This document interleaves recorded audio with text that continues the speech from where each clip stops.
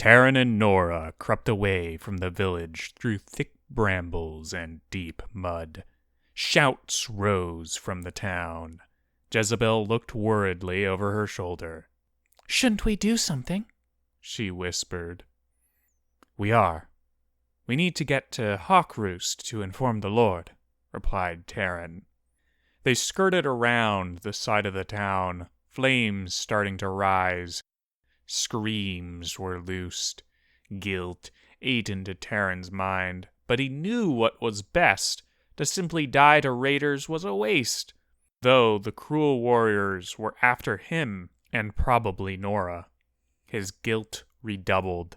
He finally had time to ponder. His mind brought forth the face, contorted in sorrow, of that first vampire's wife. A final decision arose. "The two of you can go. Perhaps I can stop this madness." "You are not going in there alone," Nora snarled. They turned to Jezebel. The girl just looked frightened. "You should flee. This is not your fight," said Taryn. She nodded and slowly walked into the brush. Nora and Taryn slunk into the chaos of the village. Men died, fought and fled. Women cried and suffered fates most foul. Taryn now recognized these men. Fury and guilt surfaced in his heart and drove him forward in an uncontrolled rage.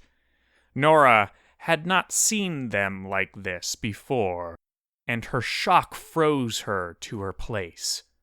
Only when Taryn rushed in on one of the warriors in a silent charge and cleaved the man's head from his shoulders did she wake her wrath.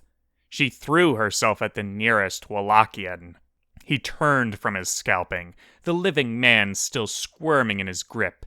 He smiled at her. He grabbed her shoulder and pushed her down.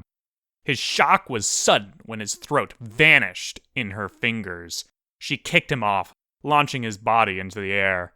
It took a moment in the chaos for the next man to realize just what she was. Jezebel's hands were slippery with sweat.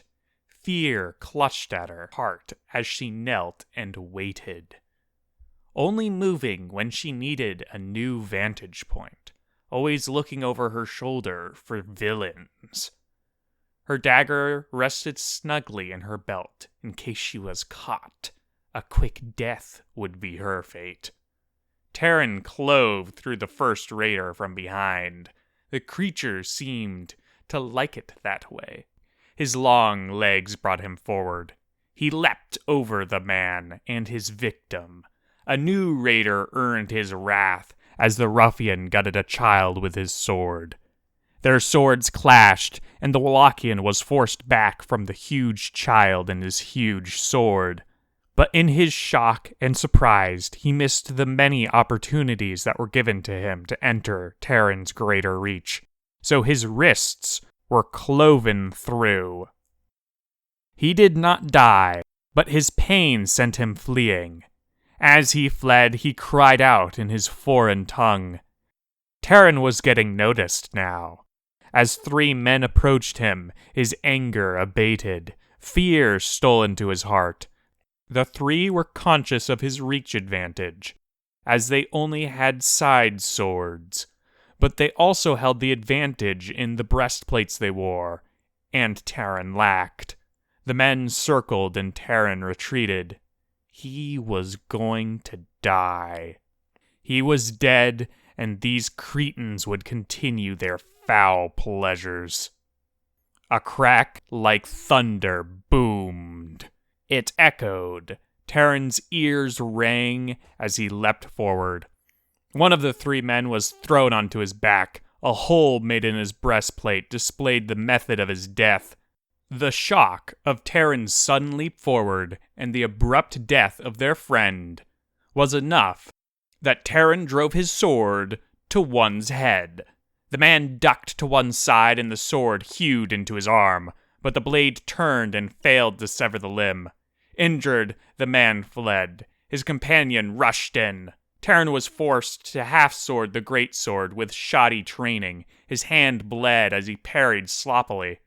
He tried to retreat, but the other man drove forward relentlessly. Giving up on the endeavor, he held the massive blade in one hand and ducked low and forward. He slammed into the man. He hefted on one of the man's legs, and the man toppled to the ground. Terran followed, dropping Carl's sword. He pulled a dagger as his foe fumbled with his own. The death was slow and bloody, terrible work. The arrow sent Nora to the ground. It had embedded itself into her shoulder. The bones had broken. She tore it free and launched herself up. She spotted the woman a moment later.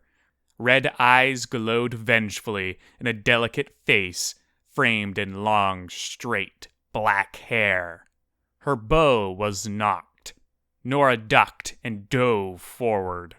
The arrow whizzed over her head as she ran forward with near enough force to break her legs. An arrow torn clean through her thigh. She stumbled but for a moment. The woman mounted and was off at a gallop. Jezebel's hands shook. Her black powder spilled over the firearm's muzzle. She had just killed a man. She saw him there, staring blindly towards the sky. Her shoulder ached, her eyes teared, and her ears rang. But more men would come, more of those savages. Terran fought them even now. Her big knight was incredible. Yet still he struggled. He needed her help. Just one more shot. She dropped the bullet. Terran fled into the underbrush. A horn was blown, and the Wallachians pulled themselves from their sadism and retreated. With a crack of thunder, one died as he fled. Terran turned to find Jezebel holding her Haakbus. The gun smoked, and her hands started to shake with her shuddering breaths. "Good shooting," Terran gasped. Jezebel looked sick. Then she was sick. Terran approached awkwardly, hesitated, then put a firm hand on her back. Unsure of what to say, he said nothing. Nora stormed up to them. "The witch got away," she growled. "Looks like that countess from the Wallachian Empire." "What matters is we're still alive," said Terran, a frown on his face, his earlier doubts re-emerging. "She'll be back. We will have to kill her. The sooner the better." "Pursuit is impossible, and I need sleep," said Terran. He would face his quandaries in the morning, when light gave him illumination.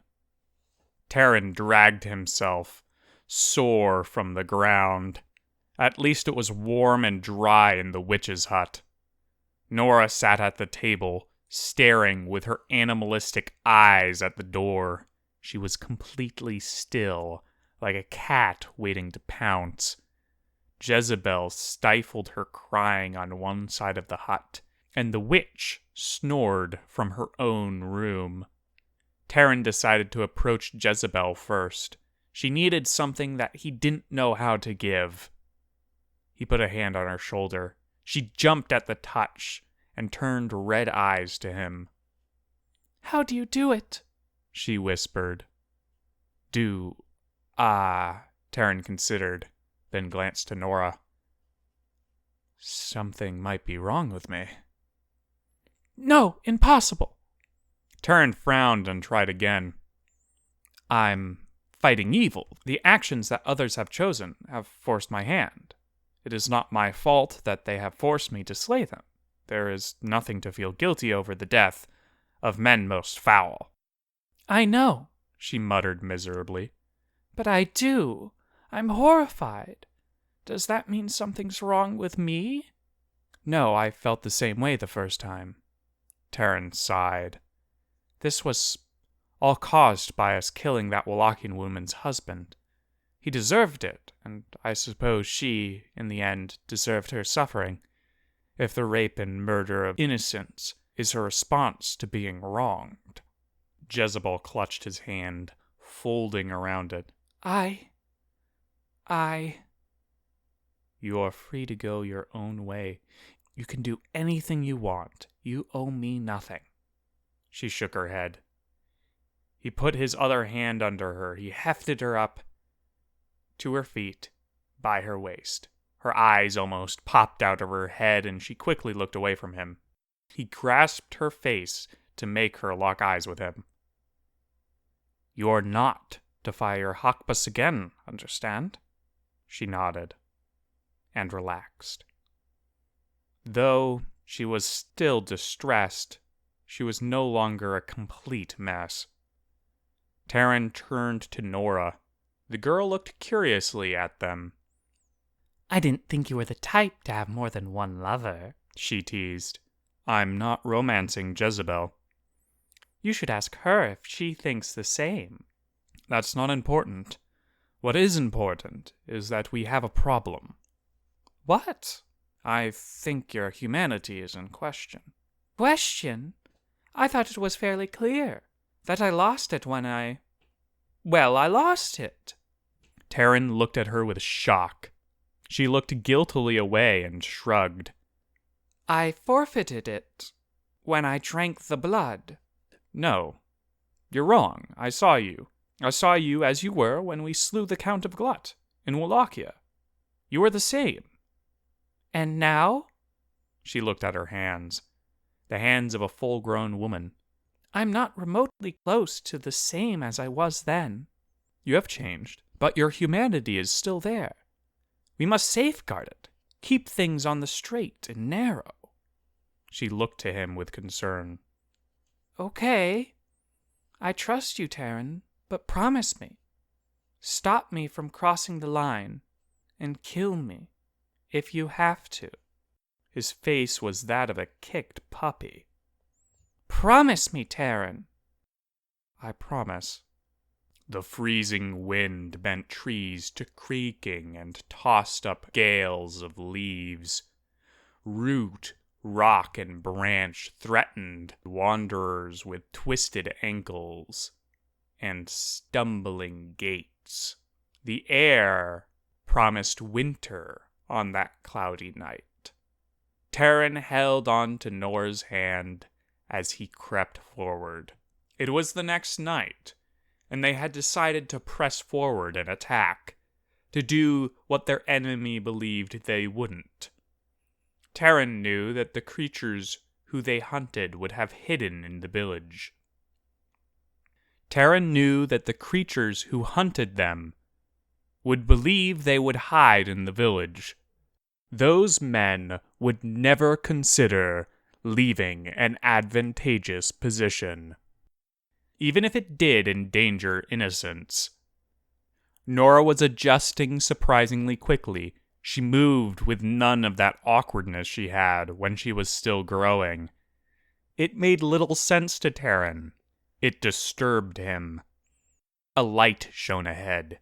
The Wallachian camp was awake and eating their sup, or perhaps they were breaking their fast.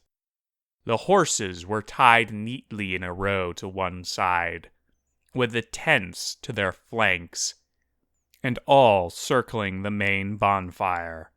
The men's eyes gleamed with dark ambition. Amongst them was the countess. She was a little different now. Her skin milk-white, and her eyes blood-red. She looked gaunt. A cruel bow rested behind her, unstrung. The men seemed to be having a competition to see who could make her laugh first. She looked on them with amused sorrow. It was a heart-rending expression. Nora threw a boulder. The rock sent her tumbling in the opposite direction, slamming hard into a tree. Her body shattered with the impact. But in only a couple seconds, she was sprinting forward, practically leaping with each bone-shattering stride. The boulder slammed through two men. The two of them instantly died. The lot panicked. Taryn leapt forward. The bastards had forgotten to set a guard, and the men were all diving for short swords or their blades that had rested next to them. But because the light had blinded them to the dark, he was on them instantly.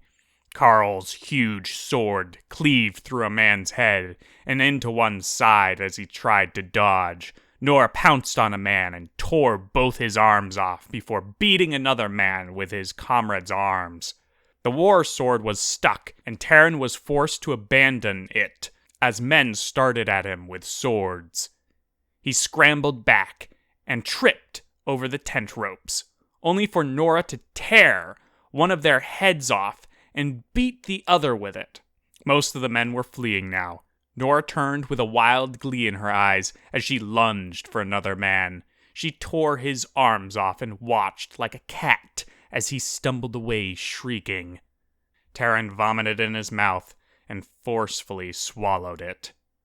Nora took the man's head and hurled the body away from the head. In this one motion, she sent the body flying towards the countess. The woman was atop her steed. Her eyes widened as the horse thundered away from the wild animal named Nora. The countess was thrown from the horse. The men were gone.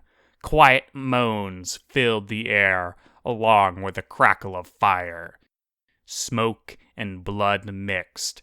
Terran's body ached, and his sweat froze in the night air. His sword was tugged free from a corpse.